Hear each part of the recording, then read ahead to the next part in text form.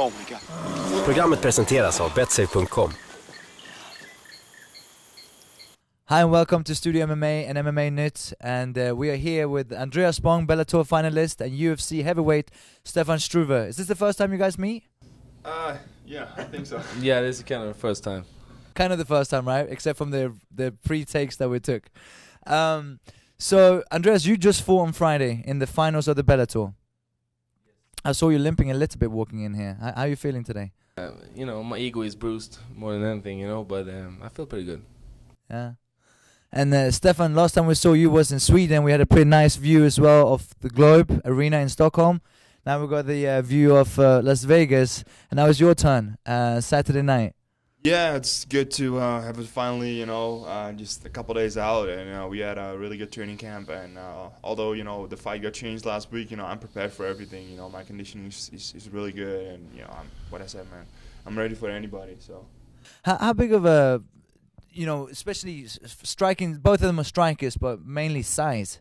There's a huge difference in size. I don't think Lavar can compare, or at least hasn't on paper, compared to Mark Hunt's stand-up. But does that, with 10 days out, do you do any changes in training camp for that? Well, there's not a lot of a lot to change. It was 9 days before the fight. So we were all already pretty much done with training.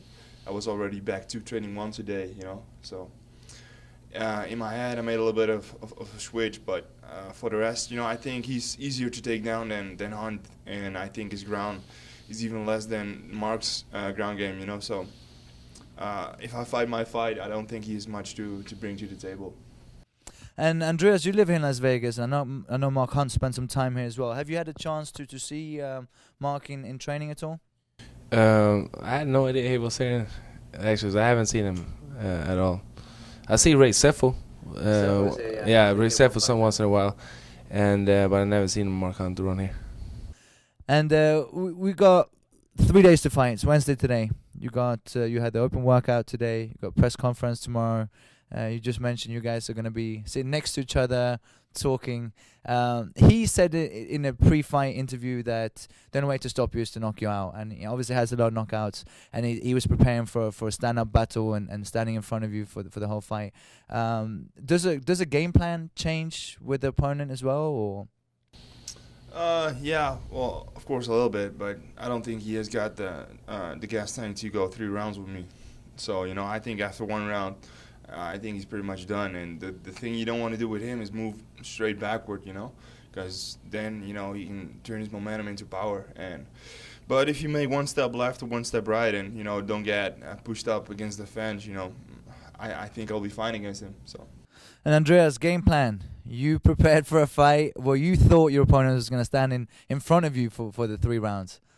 Hoping for that, and it's my fault. It is an MMA fight, and I should have known better.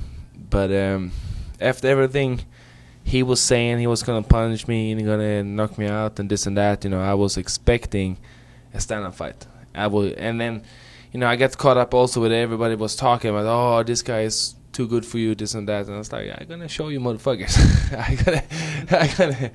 I'm gonna blast him. And I got him there with too much emotions. I was too pissed off, and only thing I had in my mind was to hurt him and knock him out. And I did hurt him early in the fight, and after that his mentality changed a little bit, but mine didn't. And so when he took me down, I was just waiting to get up again to throw the final blow. But hats off to him. He managed to stay out of danger, and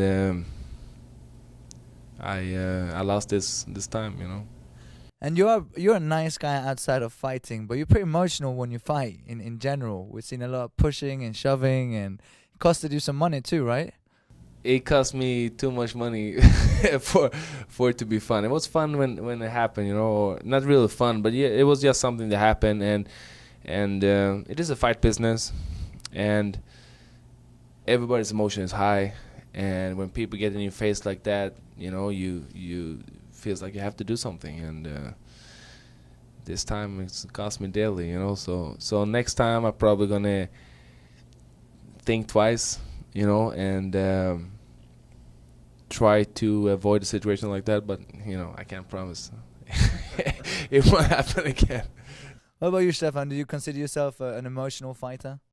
Not really. I fight best when I'm really calm and just, you know, thinking. Guys, the last time I wasn't thinking too clear. Travis Brown cut me with a huge punch, so you know, figured stay calm and just keep on winning works best. Stay calm and keep winning. That's a good concept. So nothing gets to you really when your opponents talk, or has ever been like Andreas, where he felt he had to come into the fight and he wanted to prove something and got caught up a little bit, like you said, in the media. Does that ever happen to you?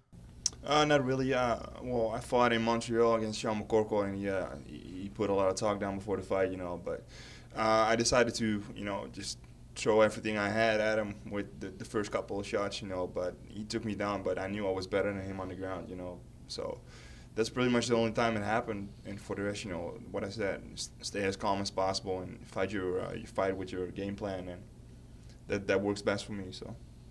So it is fight. Some people consider it only business, and I know, Andreas, you just mentioned you're emotional, and you see some fighters like Pat Barry that you fought yourself, who's always saying it's like, oh, it's just business. We're friends as soon as the fight's over. I saw the two of you talking and before you guys fought.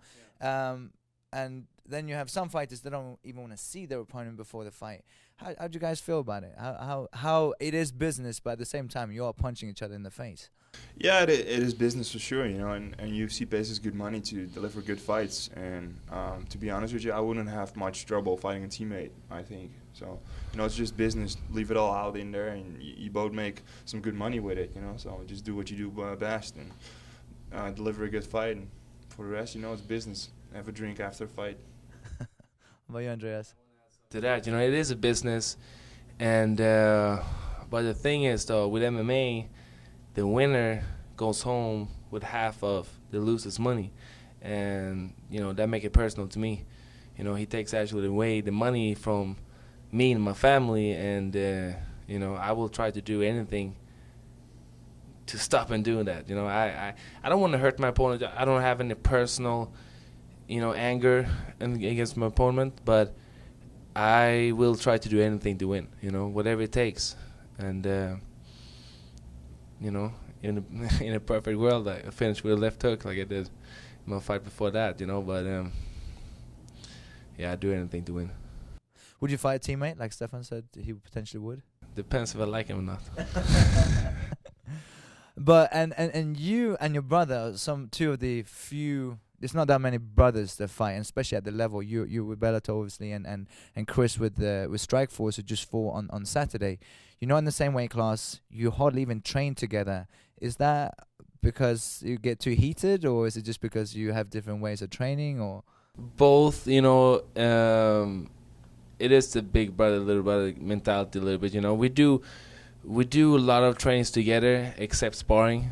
Because when we do spar, we don't talk to each other for a couple of days, you know, and it's not worth it, you know. And before, when he was smaller, you know, I could toss him around, but now he started to get pretty big, you know, so it's not as fun anymore. Do you have any siblings, Stefan? Yeah, I used to train with my brother a lot. You know, we went to training together and then just delivered in sparring, kicked each other's ass, and just went home, no problem. So it's you know, it's a sport and it's business for me, you know. There's nothing personal about this. Does your brother still fight as well? No, he had a couple of really bad injuries on his elbow, so that slowed him down a lot. And well, while he had those injuries, I think I got a little better, so you know, I became a better fighter. But he tries to come always, but his wife is pregnant right now, so you know he couldn't come. So he's disappointed he couldn't come to Vegas this fight. Younger brother or older brother? Older. He's 27. Oh, so older brother, and yeah, you can whoop him at this point, right? I'm a little bigger, so. What about you, Andreas? Between you and Chris, even though you're different weight classes, and I know you're not gonna fight each other, but if you were to fight each other, I would hope that he have respect to his big, older brother. All right, that's good. Stefan, talk to us a little bit about Lavar Johnson, and you know he's an exciting fighter for sure. He hasn't had many fights. He hasn't had a fight that gone the distance. a lot of knockouts, and you come from obviously Dutch kickboxing, considered by many the best in the world, as shown in K1. Do you feel that when you feel that you're representing Holland as well, and feel that need to stand up with him to show him what Dutch kickboxing is about, or?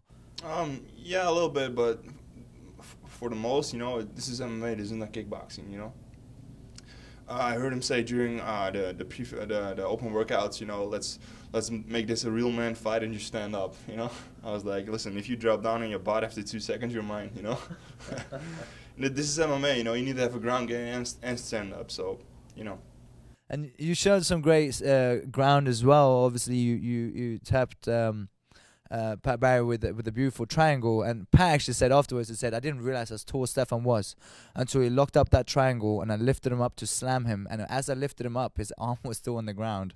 How obviously Europe in general, Andreas from Sweden, you're from Holland, we are a little bit behind, I'd say, when it comes to the ground game compared to like the Brazilians and America with the wrestling. You've done your camp in Holland.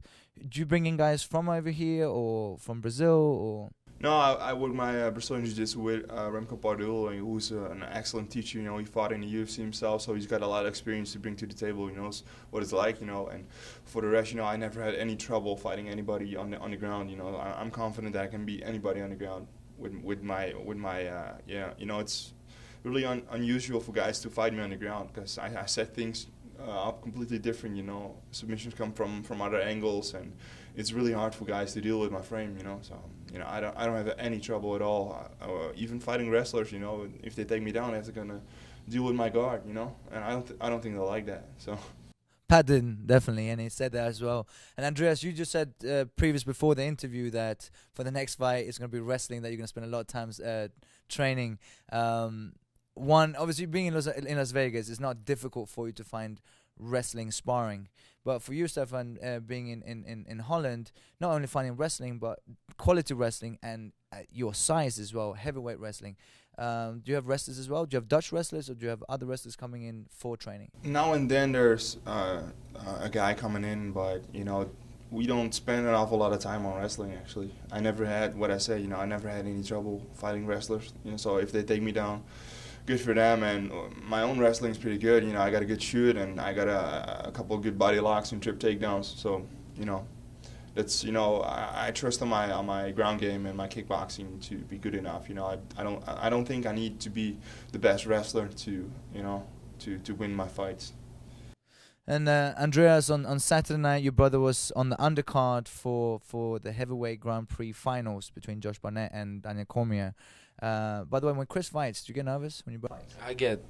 I don't get too nervous anymore when I fight, but I get so nervous I don't even know what to do with myself when my brother fights. Luckily this time I was not in his corner because I was flying back from Louisiana, so I didn't have a chance to go. But usually I don't know what to do with myself. I'm about to start crying and everything when he's fighting. So I try not to show it, but I'm super nervous when he fights. Super. And did you obviously saw the fight with Chris, but did you guys see the Grand Prix finals? I saw the highlights. I didn't have time to watch the entire fights, but the things I saw from Cormier were really good, and it seemed like Thompson and Melendez were really good too. So great fight, and the third great fight that they put together. But both Josh Barnett and Daniel Cormier are potential matchups for you in the future. Do you spend a lot of time looking at other heavyweights in the UFC and Strikeforce in order to look at future potential matchups? I try to watch all the fights in the heavyweight division, but also because those fights are usually the most fun fights to watch. Anything can happen at any given time with the heavyweight fights. And for the rest, I take it fight by fight. I'll see what the UFC gives me, and then we'll start to study how he fights, what he does. So a true fan of the sport. Yeah, you can say that. What about you, Andreas? Do you know about, first of all, let's test you a little bit. Do you know who Stefan is fighting on Saturday? I've said it a couple of times. Let's see if you listen here. Yeah, I know him because he actually fought on one of my brother's cards earlier. So I did meet Lavar before. So I've seen a few of his fights, and my brother's first Strikeforce fight, Lavar was one, if it was a main event or something like that. Yeah. Okay, a main event. So I seen him before Lavar. And I'm a student of the game. I watching most of the fights, and is pretty educated by the sport. What I haven't done before, what I will do now, is to make some time to look at my opponents, because usually I don't really, and in my last fight I didn't, and like I said, I didn't expect the ground to get coming out from Falcao, and he took me down and controlled me, and if I maybe expected that and trained for that, I couldn't have done better. I know I could have done better. So you're under contract with Bellator now? Yes. And so we will see Andreas in Bellator in the future. September, I think. Oh yeah, I will. Next time I fight, I'm gonna fight in wrestling tights and earmuffs. That's what I'm planning on. And Stefan, we're looking forward to seeing you on Saturday night, and expect fireworks. It's absolute potential fight of the night. And it's the first time we see all heavyweight card. And does it make a difference who the other fighters on the card are for you, except from when it comes to media spotlight and the fight pass? But who's on the? Do you look at the other guys, because these are all potential future opponents for you? I look at the fights after my fights, and of course the fights before me too. I pay attention to the moment when I'm gonna fight, and for the rest, I just sit back, enjoy the show, and for the rest, what I said, I take it fight by fight and see who I'm fighting next. I don't really care. I'm only focusing on my fight. That's the only thing that counts in this event. So. On Saturday night, UFC 146, we get the chance to sit back and watch Stefan Struve take on Lavar Johnson. Thank you guys for coming into the studio. Okay, thank you so much for having us. Thanks.